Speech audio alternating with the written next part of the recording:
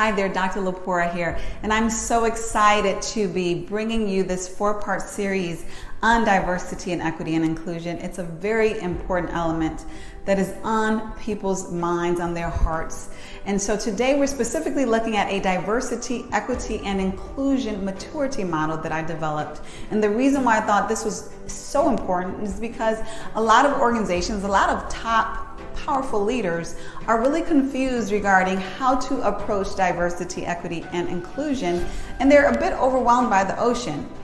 And even though individuals are powerful, are skilled, are smart, it does not mean that they know everything. And so specifically diversity and equity and inclusion, many of us are still learning in the industry. And so it's important for people to not be ashamed, but to be open to learning how to leverage D&I to better their organizations, to better their business, to better their teams and their people.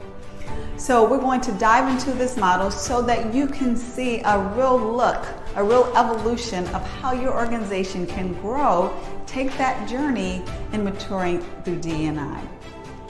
So first and foremost, I want to talk about these 5 levels that you see. Basic, awareness, appreciate, integrate, and sustain. This is very important because what it suggests, what it implies, and what it directly says is that you have to make an evolution journey in order to optimally manifest D&I in an optimal way within your organization. I'm not going to read everything, but I do expect you to read all of this in order to absorb it all. But the essence that differentiates these levels is going from an organization that is more reactive, more based upon what they have to do, to actually being D&I. So it's from an organization that is reactive to passive to active to proactive and then to sustaining. And so these all look very different. And so that intention of your organization, of the efforts, of the investments by your leaders, by the body, is what gets you migrating, what gets you evolving and upgrading through that journey. So what is important to understand is that basic level is one of compliance. It's that organization, we all know that organization is the traditional 80s organization that does what it has to do in order to not get sued, quite frankly, in order to increase liabilities. And so they're going to dot their I's regarding what those government regulations are, but that's where the buck stops because that is all they're interested in and that's what they see the requirement as being. You know, and then that next phase is awareness. Well, okay, we see this diversity, this equity and inclusion, we understand it, and we know what it may be, and it may be a positive thing, you know, and that awareness goes more into a phase of now we appreciate it. We appreciate what diversity, equity, and inclusion is. And not only do we appreciate it, but then that goes into we want to be engaged, we want to be active, we want to do something, you know, to basically manifest this great thing that is good for our bottom line, good for our business, good for our people.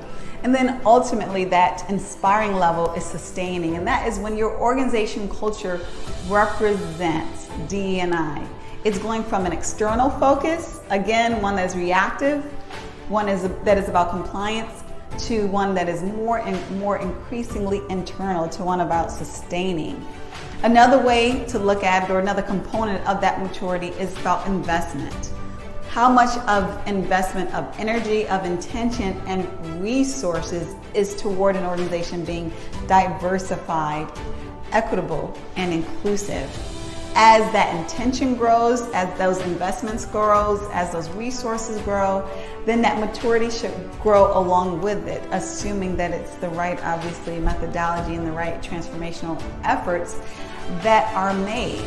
But at the end of the day, it is an approach that is from an external perspective reactive to one that may include bringing in external professionals and consultants, then to one graduating to internal resources, and then ultimately one that is diverse, one that is equitable, one that is inclusive. And that if you were to change that, you would change the organizational culture itself. Now, I will say most organizations are not at the sustain level. not even 3% within our country at least are at that sustained level. But you absolutely should aspire to that, because that's how you get there. Just like any other business goal that we have to aspire to it, we have to develop the plan, and then we have to apply our plan, our resources in order to get there. So I hope that helps. I hope that gives more information. If you find that it may be beneficial to anyone else, please share, and don't hesitate to reach out with any questions that you may have. Love discussing this, love helping organizations to do their best in the DE&I space, and I wish you all the best on your diversity, equity, and inclusion journey.